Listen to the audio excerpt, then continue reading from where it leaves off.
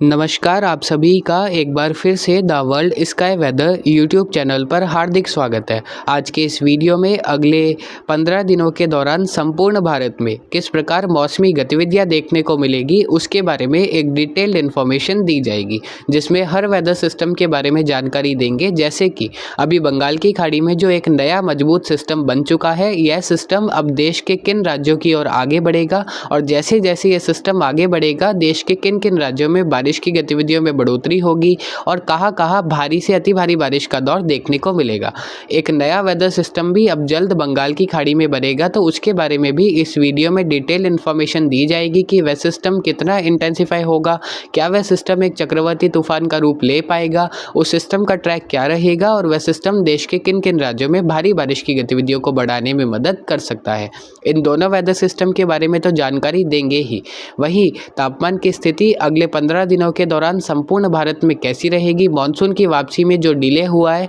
वह प्रक्रिया कब से शुरू होगी और अब साउथ वेस्ट मानसून देश के भागों से कब विदा होने की संभावनाएं संपूर्ण क्षेत्रों से दिखाई दे रही है, इसके बारे में भी इस वीडियो में जानकारी देंगे। तो आप सभी इस वीडियो को पूरा जरूर देखिएगा और अगर आप पहली बार इस चैनल पर आए तो इस चैनल को सब्सक्राइब और इस वीडियो को लाइक करना न भूलें। तो जो मैप आप अपनी स्क्रीन पर देख रहे हैं, यह मैप अगले 7 से 8 दिनों के दौरान होने वाली बारिश के लिए बनाया गया है। इस मैप को देखकर आप समझ सकते हैं देश के अधिकांश हिस्सों में बारिश की गतिविधियां होने की संभावना है, जिसके मद्देनजर ग्रीन, डार्क ग्रीन, ब्लू और डार्क ब्लू कलर दिखाया गया है, जो कि सामान्य से अधिक बारिश की गतिविधियों को दर्शाता है।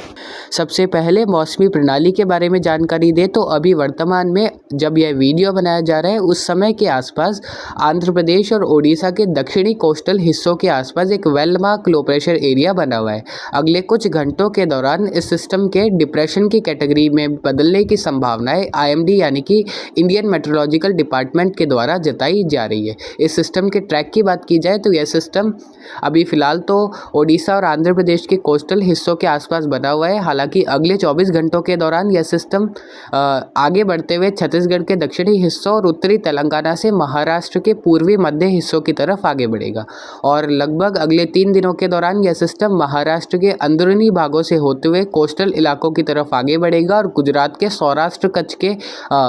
के दक्षिणी हिस्सों के आसपास पहुंच सकता है, जिस प्रकार आप अपनी स्क्रीन पर एरो में देख सकते हैं। यह सिस्टम इसी ट्रैक को फॉलो करता हुआ देखा जाएगा, जिसकी वजह से महाराष्ट्र, गुजरात, राजस्थान, मध्य प्रदेश और आसपास के राज्यों में एक बड़े स्तर पर इस सिस्टम का असर देखने को मिल सकता है। सबसे पहले मध्य भारत और दक्षिण भारत के हिस्सों की बात करें तो अगले 24 से 48 घंटों के दौरान इस सिस्टम की वजह से आंध्र प्रदेश के उत्तरी हिस्सों, दक्षिणी छत्तीसगढ़ और तेलंगाना में एक बड़े स्तर पर हल्की से मध्यम बारिश की गतिविधियां दर्ज हो सकती है। कुछ स्थानों में भारी बारिश की गतिविधियां भी दर्ज हो सकती है। हालांकि इस सिस्टम का सबसे बड़ा असर महाराष्ट्र में देखने को मिलेगा, जिसमें मुंबई तक के क्षेत्रों में भी भारी से अति भारी बारिश होने की संभावना है। पुणे के घाट वाले इलाकों में एक्सट्रीमली हैवी रेनफॉल देखने को मिल सकती है और महाराष्ट्र के विदर्भ और जो मध्य हिस्से हैं और पूर्वी मध्य हिस्सों में भी कई हिस्सों में भारी से अति भारी बारिश अगले 24 से 72 घंटों के मध्य के समय में इस सिस्टम की वजह से देखने को मिल सकती है। हवाओं की गति भी लगभग 40 से 50 किलोमीटर प्रति घंटे की रफ्तार तक दर्ज हो सकती है और हो सकता है जैसे जैसे यह सिस्टम गुजरात और महाराष्ट्र के कोस्टल हिस्सों के आसपास पहुंचे, इस सिस्टम के थोड़े से चांसेस डीप डिप्रेशन में भी इंटेंसिफाई होने के रहेंगे और इसके बाद यह सिस्टम सौराष्ट्र कच्छ के दक्षिणी हिस्सों के आसपास पहुंचकर या तो उत्तर की तरफ बढ़ सकता है, राजस्थान मध्य प्रदेश के क्षेत्रों की तरफ, या फिर सीधा अरब सागर में प्रवेश कर कमजोर हो सकता है। सीधा अरब सागर में सिस्टम के जाने के चांसेस 60% है और राजस्थान के क्षेत्रों की तरफ इस सिस्टम के कमजोर होकर पहुंचने की संभावना 40% तक दिखाई दे रही है। अभी दोनों ही परिस्थितियों में कुछ भी लगभग कंफर्मेशन नहीं हुआ है। हालांकि यह जरूर कंफर्म हो चुका है कि इस सिस्टम का इम्पैक्ट उत्तर पश्चिम भारत के हिस्सों में भी एक बड़े स्तर पर देखने को मिल सकता है। शुरुआत मध्य भारत और दक्षिण भारत के हिस्सों से कर ली थी, जहां इस सिस्टम का इम्पैक्ट बड़े स्तर पर होगा। 28 सितंबर से लगाकर 1 अक्टूबर के मध्य के समय में गुजरात के भी कई हिस्सों में इस सिस्टम की वजह से अच्छी खासी बारिश की गतिविधियां दर्ज हो सकती है। दक्षिणी और दक्षिण मध्य गुजरात के हिस्सों में भारी और अति भारी बारिश की गतिविधियां भी इस सिस्टम की वजह से अलग अलग हिस्सों में देखने को मिल सकती है, जिसमें गुजरात रीजन के दक्षिणी मध्य हिस्से, सौराष्ट्र रीजन के दक्षिणी हिस्से शामिल रह सकते हैं। उत्तरी गुजरात में भी हल्की से मध्यम के साथ कुछ स्थानों पर तीव्र मूसलाधार बारिश होने की संभावनाएं 28 सितंबर से 2 अक्टूबर के मध्य के समय में इस सिस्टम की वजह से दिखाई दे रही है। उत्तर पश्चिम भारत के राजस्थान और मध्य प्रदेश के हिस्सों की बात करें तो मध्य प्रदेश में अगले 24 से 48 घंटों के दौरान इस सिस्टम का इम्पैक्ट एक काफ़ी अच्छे स्तर पर देखने को मिल सकता है, जिसमें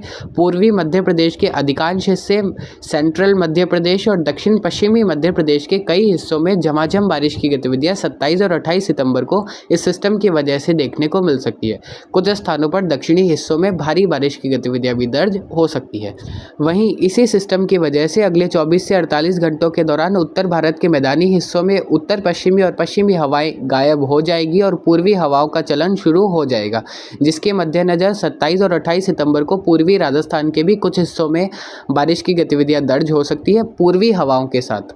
वहीं 29-30 सितंबर से 2 अक्टूबर के मध्य के समय में पंजाब के पूर्वी और दक्षिणी हिस्से, हरियाणा के राजस्थान और उत्तर पश्चिम राजस्थान से सटे हिस्से और उत्तर पश्चिमी हिस्से, दिल्ली, पश्चिमी उत्तर प्रदेश, दक्षिण पश्चिमी राजस्थान, पूर्वी राजस्थान, मध्य राजस्थान के भी अनेक हिस्सों में तीव्र मेघ गर्जन के साथ बारिश की गतिविधियां दर्ज होने की संभावनाएं अब काफ़ी अच्छी बनती हुई दिखाई दे रही है। तो हम उम्मीद कर सकते हैं कि राजस्थान के भी अनेक हिस्सों में लगभग अगले 24 से 48 घंटों के बाद बारिश की गतिविधियां शुरू होगी, जिसमें ज़्यादातर हिस्सों में मौसम बदलने की संभावना है और कई हिस्सों में मेघ गर्जन के साथ बारिश का दौर भी देखने को मिल सकता है। हालांकि पश्चिमी राजस्थान में पूर्वी राजस्थान की अपेक्षा कम हिस्सों में बारिश होगी। पूर्वी राजस्थान के अधिकांश हिस्सों में इस समय अवधि के दौरान मौसम बदलने और बारिश होने के लिए परिस्थितियां काफ़ी अनुकूल बनती हुई दिखाई दे रही है।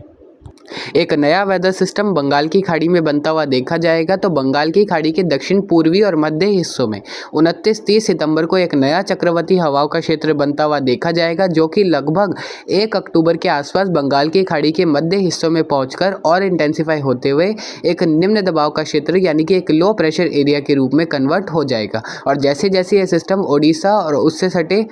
पश्चिम बंगाल के क्षेत्रों की तरफ आगे बढ़ेगा, इस सिस्टम के और इंटेंसिफाई होकर लगभग 2 अक्टूबर को एक well mark low pressure area या फिर एक डिप्रेशन के रूप में इंटेंसिफाई होने की संभावनाएं काफ़ी प्रबल बनती हुई दिखाई दे रही है, जिसकी वजह से जिस प्रकार आपको पिछले वीडियो में बताया था 30 सितंबर के आसपास से पूर्वी भारत में एक बार फिर से बारिश की गतिविधियों में बढ़ोतरी होगी, तो ठीक उसी प्रकार बिहार, झारखंड, छत्तीसगढ़, ओडिशा और पश्चिम बंगाल में 30 सितंबर के आसपास से एक बार फिर से नए स्तर पर बारिश की गतिविधियां रिपोर्ट होगी। और जैसे जैसे यह सिस्टम 2 से 3 अक्टूबर के मध्य के समय में ओडिशा के उत्तरी भागों से होते हुए झारखंड के दक्षिणी भाग की तरफ आगे बढ़ेगा, 2 से 4 अक्टूबर के मध्य के समय में झारखंड, ओडिशा और पश्चिम बंगाल में एक बड़े स्तर पर भारी और अति भारी बारिश की गतिविधियां दर्ज होने की संभावनाएं इस सिस्टम की वजह से दिखाई दे रही है। उसके बाद इस सिस्टम के ट्रैक में लगभग 2 ट्रैक दिखाई दे रहे हैं। पहला ट्रैक तो यह है कि यह सिस्टम बिहार के क्षेत्रों की तरफ पहुंचकर उत्तर पूर्वी भारत के क्षेत्रों की तरफ जा सकता है,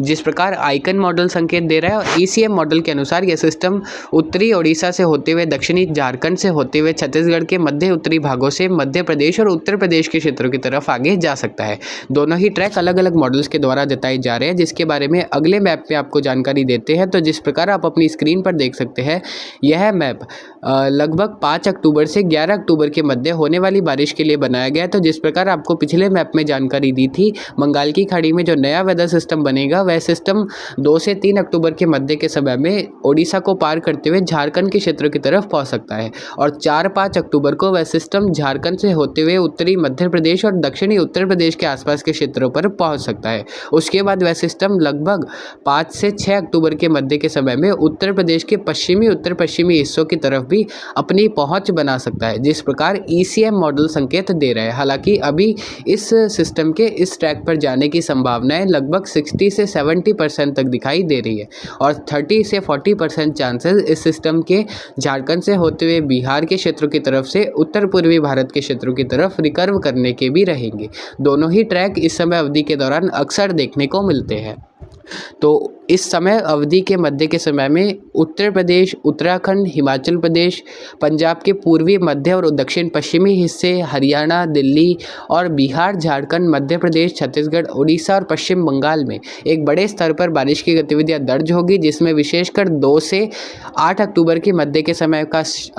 का समय शामिल होगा, जब यहाँ एक बड़े स्तर पर भारी और अति भारी बारिश की गतिविधियां इस सिस्टम की वजह से दर्ज हो सकती है। और अगर यह सिस्टम उत्तर प्रदेश से उत्तराखंड के क्षेत्रों की तरफ पहुंच जाता है तो पूर्वी राजस्थान के भी अनेक हिस्सों में 2 या फिर 3 अक्टूबर के शुरुआत से लगाकर लगभग 6 अक्टूबर के मध्य के समय में अनेक हिस्सों में मूसलाधार बारिश की गतिविधियां दर्ज हो सकती है, जिसमें विशेषकर उत्तर पूर्वी राजस्थान के हिस्से शामिल रह सकते हैं। मध्य प्रदेश के भी उत्तर पश्चिमी हिस्सों में इस सिस्टम की वजह से भारी बारिश होने की संभावनाएं वर्तमान परिस्थितियों के अनुसार दिखाई दे रही है। उत्तर प्रदेश के जो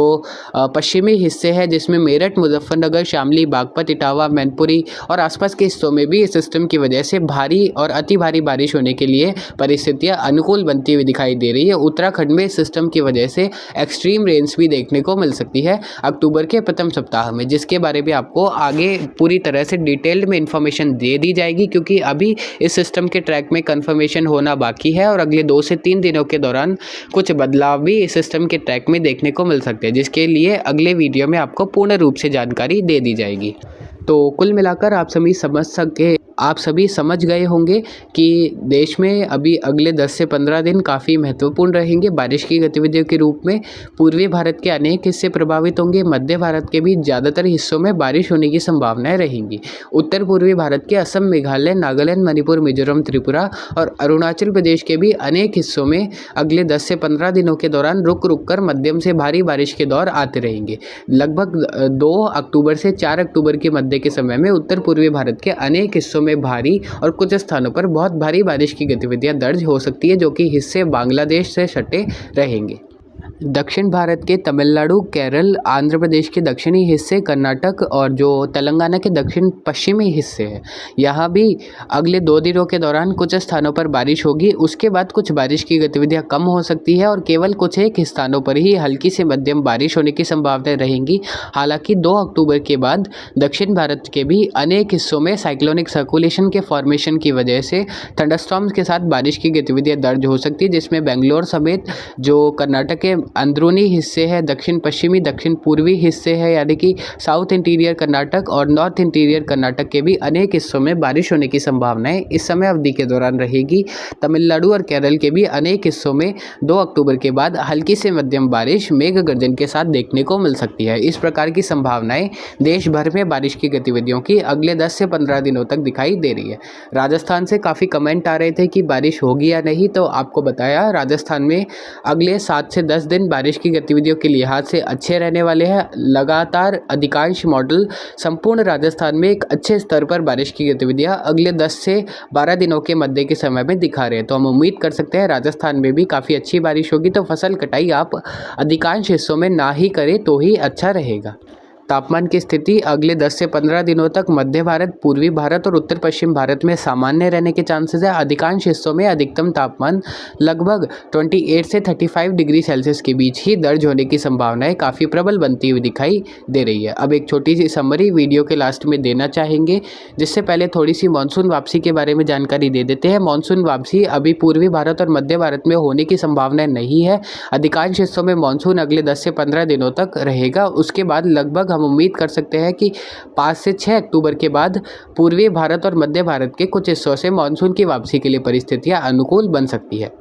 अब समरी देते हैं, तो जिस प्रकार आप अपनी स्क्रीन पर देख सकते हैं, फर्स्ट पॉइंट है डिप्रेशन और deep depression will move towards Maharashtra and Gujarat now. जो डिप्रेशन अभी बना हुआ है वह महाराष्ट्र और गुजरात के दक्षिणी हिस्सों के आसपास ही जाएगा। A new low pressure area will form in Bay of Bengal between 29th September to 2nd October. It may intensify again into a depression between 1st October to 4th October. इस सिस्टम के 1 से 4 अक्टूबर के मध्य के समय में एक बार फिर से डिप्रेशन की कैटेगरी में इंटेंसिफाई होने के लिए परिस्थितियाँ अनुकूल दिखाई दे रही है। Heavy to very heavy and severe rains are expected over many parts of Maharashtra and South Gujarat during the next 3 days. अगले 2 से 3 दिनों के दौरान गुजरात के दक्षिणी हिस्से, महाराष्ट्र और मुंबई के कई हिस्सों में भारी से अति भारी बारिश होने की संभावनाएं काफ़ी प्रबल बनती हुई दिखाई दे रही है. Maximum temperature will stay in normal or below normal category over many states of India during the next 10 to 15 days. अगले 10 से 15 दिनों के दौरान देश के अधिकांश हिस्सों में अधिकतम तापमान सामान्य रह सकते हैं. कई हिस्से और कई जिले देश भर के ऐसे रहेंगे जहां अधिकतम तापमान सामान्य से 3 से 4 डिग्री सेल्सियस भी कम रह सकते हैं, जिसमें पूर्वी राजस्थान समेत मध्य प्रदेश, महाराष्ट्र और पूर्वी भारत के कई हिस्से शामिल रह सकते हैं. Above normal rains are expected over many states of India during the next 15 days. जिस प्रकार आपको इस पूरे वीडियो में जानकारी दी, देश के कई हिस्सों में अगले